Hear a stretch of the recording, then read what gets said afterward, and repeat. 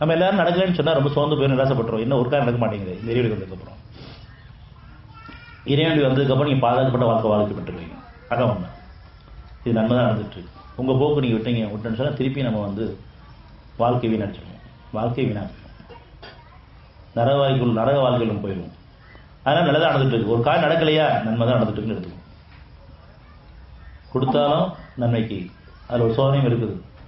தடுக்கப்பட்ட நன்மைக்கு எடுத்துக்கும். அது அப்போ புரியலனா கூட இன்னொரு காலில் புரியும். நல்லதாக போச்சு, நடக்காது, கிடைக்காத நல்லா போச்சு, போகாத நல்லா போச்சு அப்படின்னு உடனாலும் கிடையாது. நம்ம அனுபவத்தில் சிலத்தை பேசியிருப்போம். அன்னைக்கு நான் போக நல்லா போச்சு, அது கிடைக்காத நல்லா போச்சு,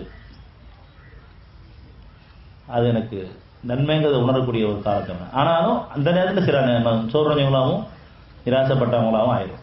16-30 அத்தியாயம் 16-30.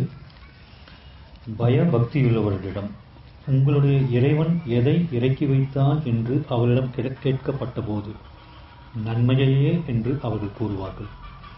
எவர் அழகான நன்மை புரிந்தார்களோ அவர்களுக்கு இவ்வுலகிலும் அழகான நன்மை உண்டு. இறுதித்தலம் இன்னும் மேலானதாகவும் இருக்கும்.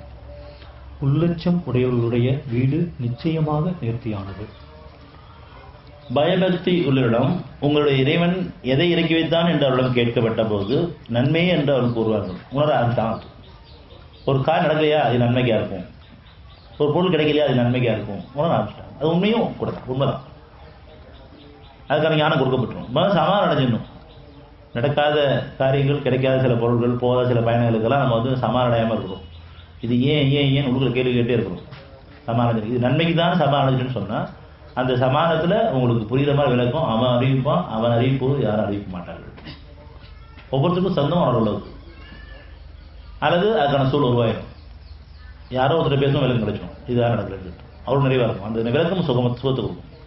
நடக்காத காரியத்துக்கும், கிடைக்காத பொருளுக்கும், போகாத பயணத்துக்கும் சுகத்துக்கு யாரால முடியும்? அவனால் மட்டும்தான் முடியும். ஏன்னா அந்த ஞானங்களில் சுகம் இருக்குது. தெளிவு கிடைக்கும்போது சுகம். அந்த சுகத்தை அதிகரிச்சு கேட்கணும். அப்போ நம்ம தான் அவன் நாடுவான். ஏன்னா தீமையில் வாழ்ந்த காலங்கள்லேயே நம்மளை தேர்ந்தெடுத்து பாவத்தை மன்னிச்சு அத்தாட்சி கொடுத்து வாழ வச்சுட்டு இருக்கோம். நன்மை விரும்பிட்டு இருக்கும்போது தீமை வேணான்னு விட்டுற மாட்டான்.